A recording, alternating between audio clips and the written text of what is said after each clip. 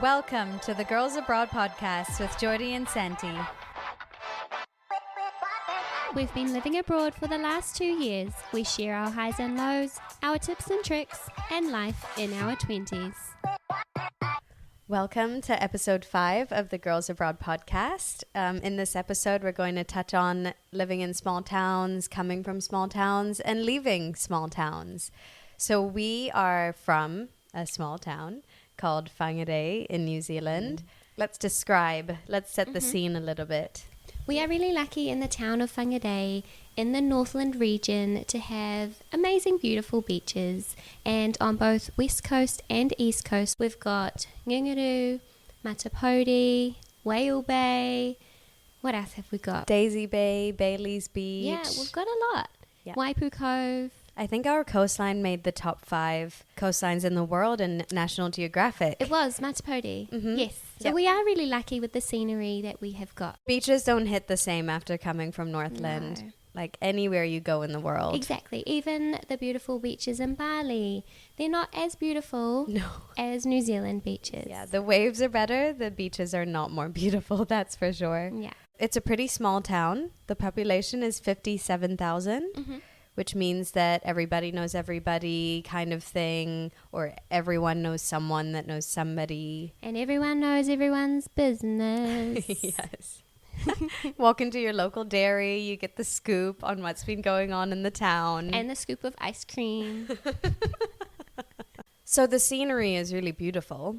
Yeah. There's no doubt about that. And I miss that very much after moving to a big, concrete jungle. But we decided to leave it. And in this episode, we'll get into the reasons why and just do a bit of a comparison between living in a small town and living in the big city. So I've given it a lot of thought, the difference between living in a small town and living in a big city, because really I grew up in big cities in a small town. So I do have experiences with both, but there are great benefits to living in small towns. My personal belief is that I think that humans were made to live in small town communities, in more rural communities back in the day. But over time, obviously, social media, the Industrial Revolution, just more opportunities to be more financially stable that might come from living in a big city. But when you're living in a small town as well, there's more social visibility. You're more concerned about potentially tarnishing your reputation, which could mean that, you're more likely to do the right thing. You're more likely to help out your neighbor. I think there have been studies done where if you're from a small town, you're more likely to help your neighbor. You're more likely to receive help from your neighbor as well. I know for a fact living in a big city, just in my condo. No, I don't know the people who live on my floor. I don't know actually anybody in my whole condo, and I'm in a big condo, 5 buildings, 20 floors each. And I'll be honest, if I was to have any kind of emergency, I wouldn't be able to rely on anybody around me. No. I would actually be calling you. Yeah. 4 train stops away going, hey, can you help? So I think it goes back to our second episode of feeling isolated.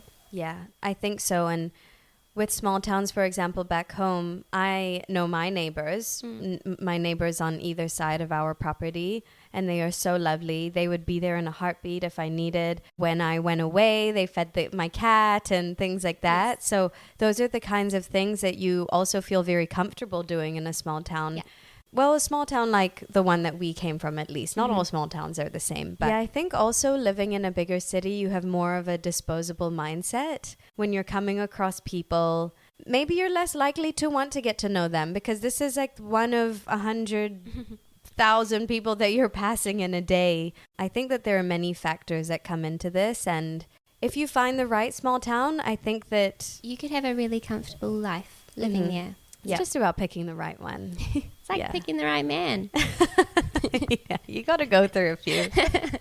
I am obsessed with the Blue Zones. I read the Blue Zone solution a few years ago. I read it in one night, and I thought that it was so fascinating. It's this worldwide study on the longest living communities in the world, the centenarians, I think they're called. Is the Netflix show that's come out followed on from that book? Yes, Okay. it is. Yeah. And so they study their lifestyle, their diet, their friendships. They study the physical terrain of the places that these people live in as well. And so that's a lovely example of a small town community really benefiting you, and for that really to be the ideal situation to live in. Yeah. Our small town isn't one of those. Where we come from, it wasn't in that Netflix show, nor was it in the book. However, just touching on the fact that small towns and communities, they can be really beneficial. Yes, I think that there's also that community mindset as well. So people do not live to 100 usually in our town. It's not the healthiest town in the world in terms of diet and lifestyle choices. But those blue zones, that's just in their culture, you know. They were raised to eat the food that they eat. That's just how it goes, and that's how everybody does it. Whereas in our small town community, I think just how everybody does it is to have, you know, live on pies and that's fish and chips at the beach. Exactly. It's a generalization, but you know, you get the gist of it. Generalization, but you tell me one person from Whangarei who hasn't eaten a pie or fish and chips at the beach. Come at me. So linking this back to my readings on the blue zones and watching the documentary that's come out, it's pretty apparent that there can be a herd kind of mindset when you're in a small town. Yes. So a lot of people share the same beliefs. They live the same way. And that can be difficult if you don't agree with the way that they live and the choices that they make and their morals. Because on one hand, you can love the landscape and the physical environment that you're in. I loved Whangarei for that, but I wasn't always in agreement with the lifestyle. I wouldn't personally live and make the same choices as potentially a large majority of the town would make, I would say. Yeah. That's not to say their way is wrong. That's just to say that I have different beliefs. I have a different lifestyle preference. I feel, in my opinion, if you are in agreement all the time with the people around you, it is comfortable. The discomfort that we felt is one of the reasons why we wanted to escape the small town. Another thing, though, with the herd mindset is it's fantastic if you agree with the morals and the lifestyle of the town that you live in. But if you don't, which I didn't at times, you speak up, as I did. And that's fine. You know, there's a respectful way to do it, but it might be easy to feel like a black sheep. And that's okay. You know, you don't have to follow the crowd all the time, but it is nice to live in a place where the people around you agree with your way of life and your morals, your values, your ambitions as well, I think, is an important part of that too. I like that the Singaporeans are ambitious. They know where they're going. They know what they're working towards. Yeah. So while we both loved the physical environment of Whangarei, we chose to explore what else was out there, I guess, you know. And it's not to say we won't go back, because you are going back. I am. I'll be back soon. I may go back.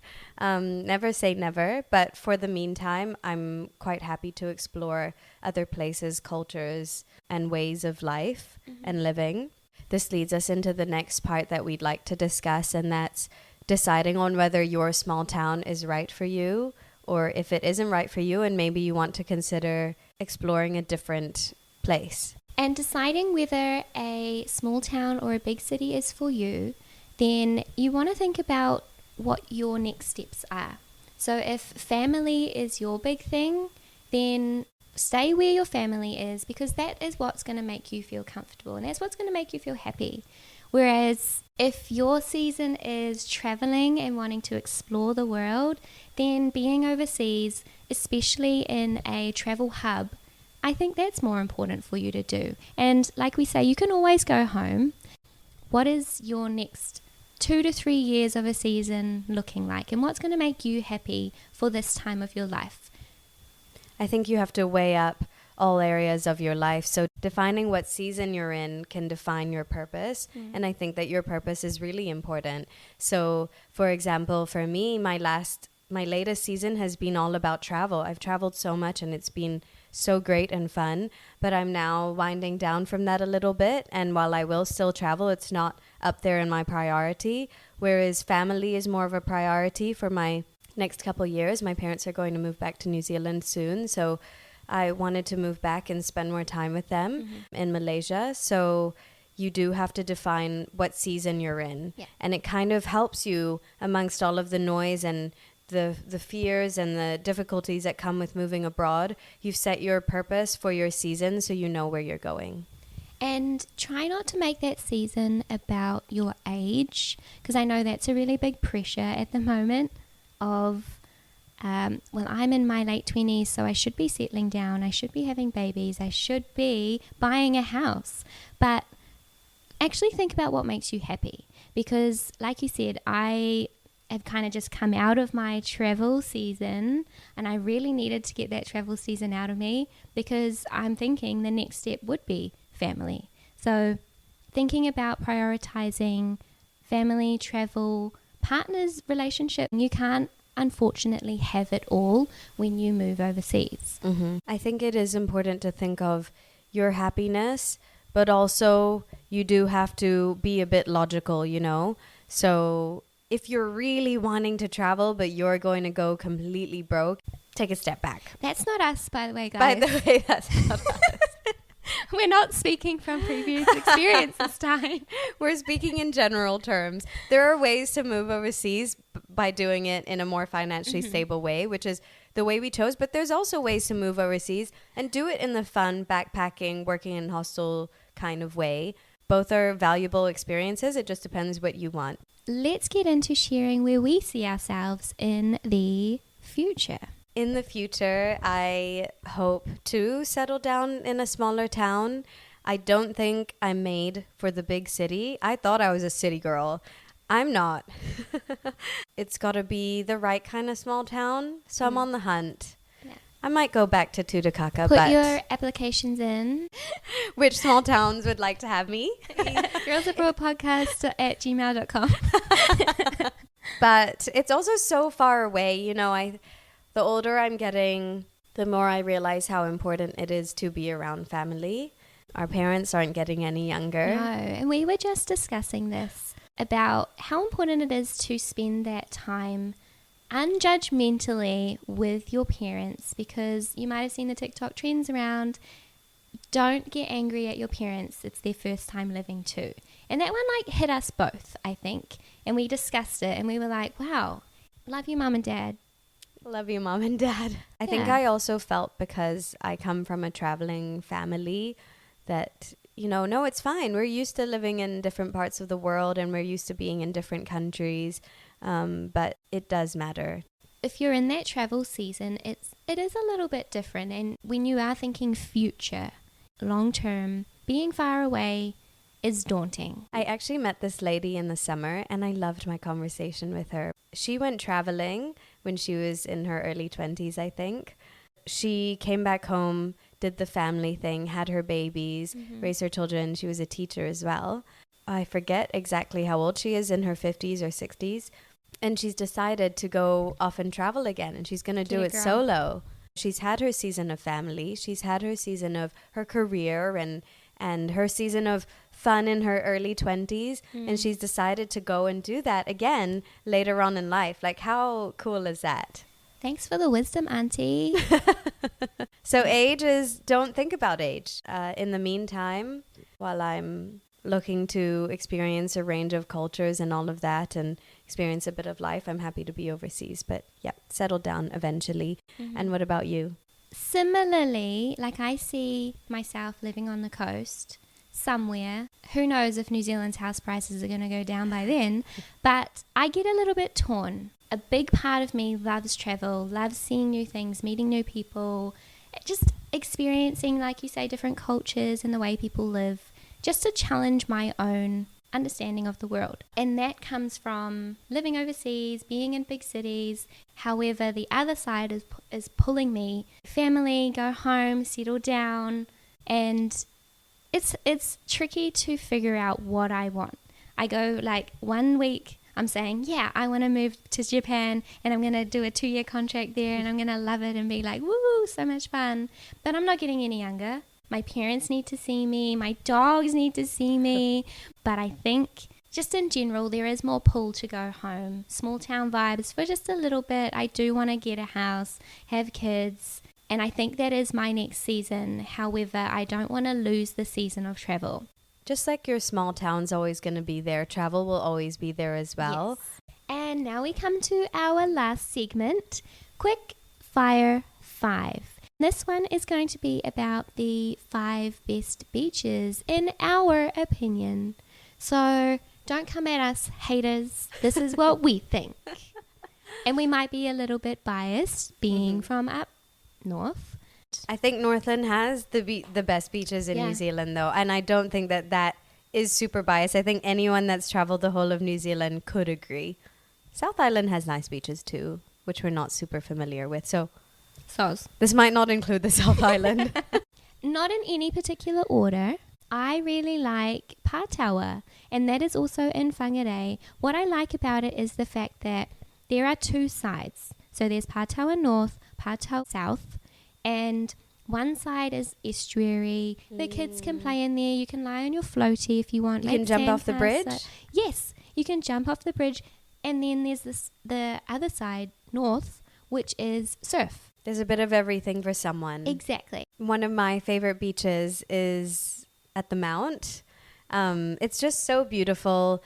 The actual mount is there. You can climb up the mount and you can look over. There are nice cafes nearby. There's a bit of surf if you're lucky, I think. The stretch of the Mount Beach that kind of gets down to Papamoa, definitely a lot of surfers out there. You're right, it makes a difference when the beach is kind of in the city.